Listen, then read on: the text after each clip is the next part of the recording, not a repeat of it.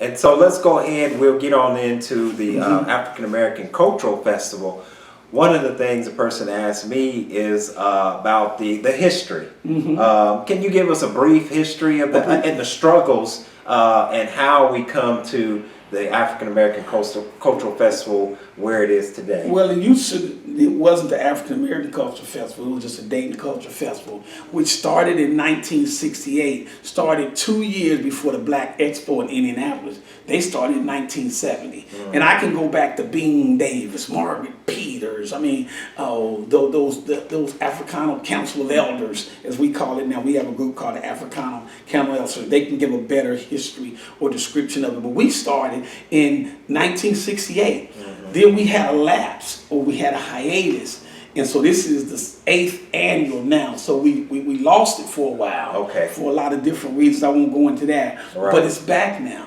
And so the history is a rich history in Dayton. Dayton has the oldest in the state of Ohio, the oldest cultural festival in the state of Ohio. Right. And one of the things that we're doing outstanding this year is at the Culture Festival, we're giving the key to the city. Thank you, Nan Whaley. Thank you, Frank Strayhorn. Right? Key to the city to all the funk bands. We're doing that. That's Saturday at 2 to 3. 2 to 3. We have a play that's going to be on. Brother Brian is a part of the play. I taught him all he knows, so he should be pretty good. And then we're giving the key to the city. I've even shared with the mayor, we haven't gave Bean Davis a key, Margaret Peters, just Right. we should give keys to the city every year. We can do it at the Culture Festival. And it has blown up. It has become bigger than almost the festival because everybody wants to be a part of it. Right. So I think that's going to be the most powerful piece, one of the most powerful pieces. I think the most powerful piece is honoring Frankie, our big sis. But yeah, we're giving the key to the city at the Culture. And that's happening around, what, 2:30? Is that correct? Or 2 to 3. 2 to 3. 2 p.m. to 3 p.m. that Saturday. And one of the things that starts off the African American Cultural Festival is libation, which is once again a part of our culture that many may not know about. Can you give a brief understanding of libation? The libation is basically saying it's a different type of libation. One libation is, believe it or not, when you see brothers pouring 40 ounces into the ground at home. That's not the libation we talk about. The libation that we love is when you pour water into the ground, because water makes what? Yes, everything grow. Right. It's important. Beer in the ground, beer kills the soil. So libation means we're honoring our ancestors. We're honoring the kings and queens. We're honoring Ethiopia that was never conquered. We're honoring Nat Turner. We're honoring, Martin Luther King. Then we're honoring those who's with us now. We honor them and their work. We honor, like I said, the ancestors, the elders. We honor anybody that has helped make us a better community. And I know that part of that honoring is that the audience is also asked to say a name. Honoring an ancestor. We honor the children, the Watotos, the universal ancestors, the ancient ancestors. We honor north, south, east, and west, water, fire, land. So the libation, we start off rites of passage with the libation. So we even start off the Culture Festival with the libation. And this year, we're going to end the Culture Festival with a libation. Beautiful. And just skipping around, not putting these in any order. One of the things that we're going to have there that Mama Nazibo talked about was the African wedding. Because, marriage, particularly black marriage, is really going through some rocky times, and that's for various reasons, being under this system. Some would say the system of white supremacy. But here we have an African marriage ceremony that's going to be taking place. And I think that if anybody's ever been to the African American Cultural Festival, they will recognize that it's different from European style ceremony, marriage ceremony. And let me just say, it is powerful, especially when you have the Americanized wedding and you have the African wedding. I honestly think the balance is when you get married the African way. I'm serious, because the African way is talking about reciprocity. It's talking about mayat. It's talking about our rich history, that we were kings and queens, and a king must treat you like a queen. And there's a balance because black women or African women gave the world agriculture. You know, and it's, so I recognize Mother Earth started with you, Lucy, you know, Delish. I mean, I'm just saying. So when you get married, it's just something that connects you closer. But here's the key. But it also says you have a responsibility to the community. Yes, right. The African wedding, you are being validated by African people. And so your commitment is to, I'm committed to take care of my kids and my kids' friends. Tell us a little bit about the fashion show. You know, Mama Zeepa probably is the best person to talk about it, but I can say we have a youth and adult fashion show in the African village, and it's beautiful. Natural hair, the clothes are handmade. We have some of the greatest designers right here in Dayton again. I ain't gonna shout out no names because I don't get hurt nobody's feelings. Right. But I will shout out my designer, Lamore Amir. I will shout him out. Right. But I'm just saying, and it's awesome. And we got kids as young as 3 years old that's modeling. Right. And the thing about modeling is it's basically talking about the beauty. You know, I always say I'm proud of the skin I'm in. There is no sin in my skin. I'm proud of the skin I'm in. I can win in my skin. And that's what our modeling is about. The African way of modeling is we're proud of who we are.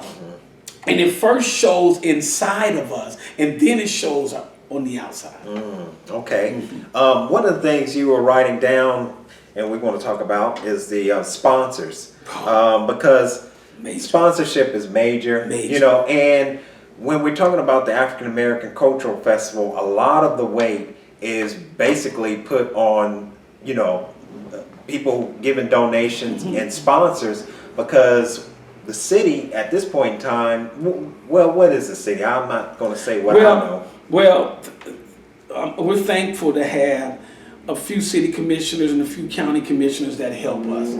I have to be honest, especially Mayor Nan Whaley. I think the last couple of years have saved the festival. She's really supported, but we need more support. Our support comes from Metro Parks. They're a major supporter.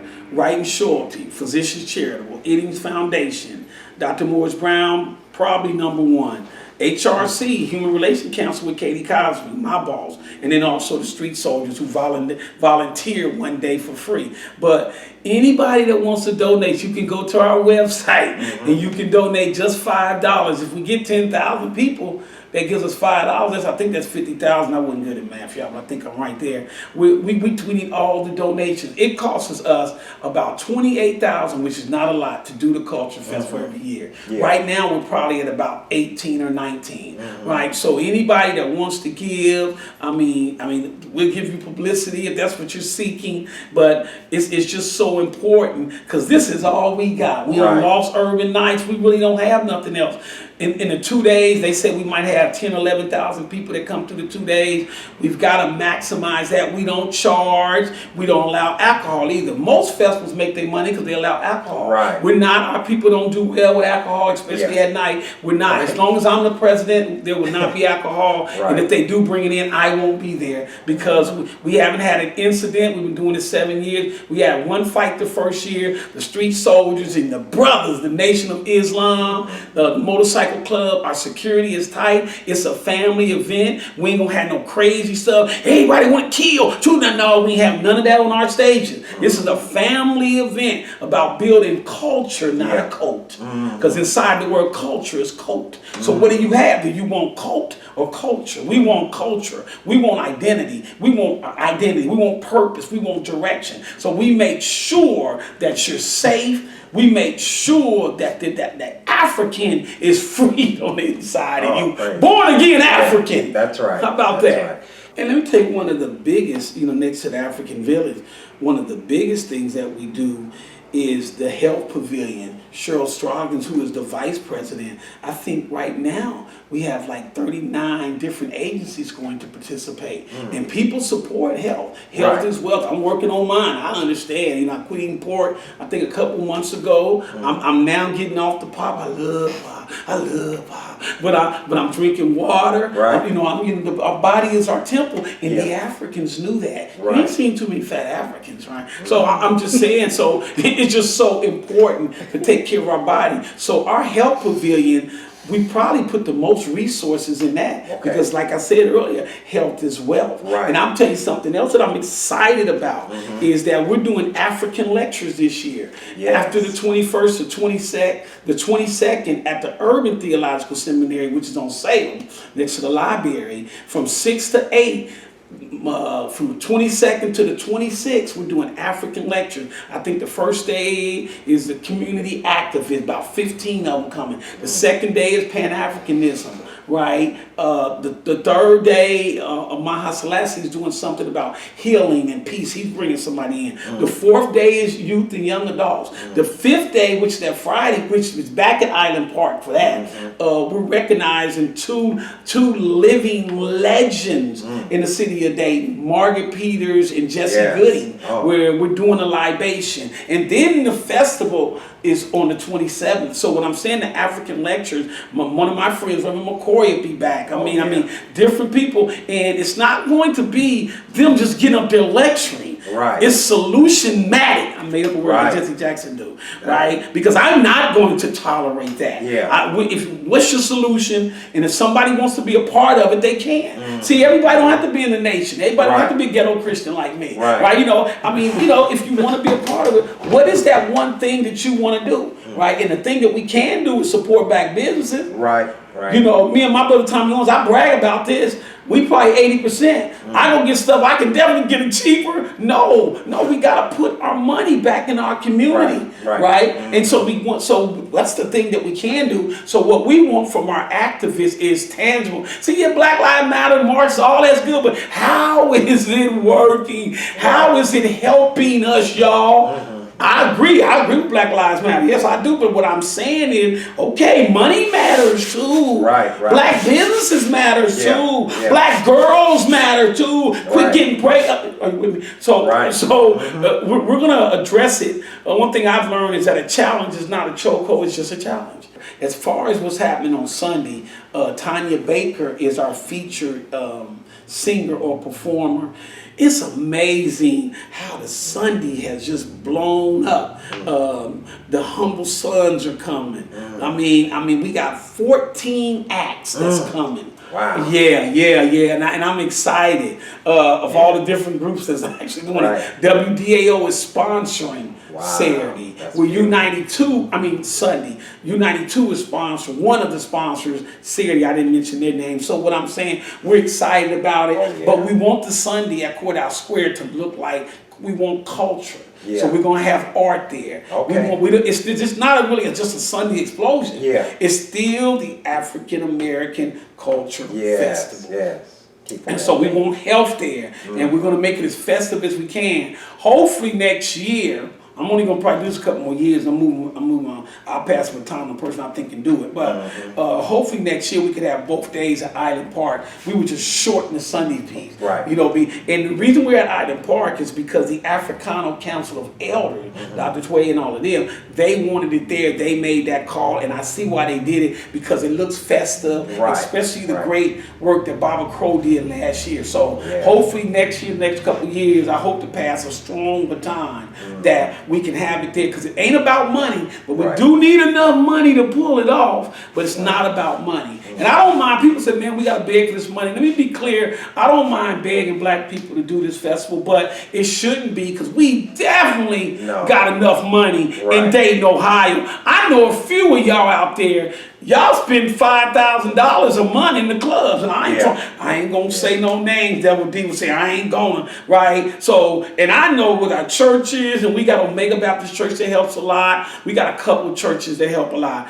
Pastor Paul, yes, my friend, Pastor Paul, he helps. So we got a couple of churches. Mount Calvary is a featured church this year. They'll take up a donation that'll pay for some stuff. We got enough money, and if we wanted to expand culturally, we don't care about it expanding commercially. I cares nothing about that. But culturally, if it's expanding, we'll expand. Absolutely, because that culture, that plants the seed for next generation and generations going forward.